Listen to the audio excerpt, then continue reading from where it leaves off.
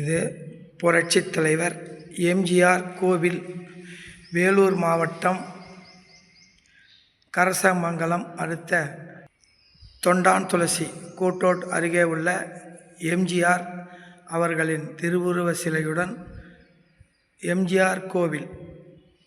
வாய்ப்பிருக்கும் அனைவரும் வந்திருந்து எம்ஜிஆர் கோவிலை தரிசித்துவிட்டு செல்லலாம்.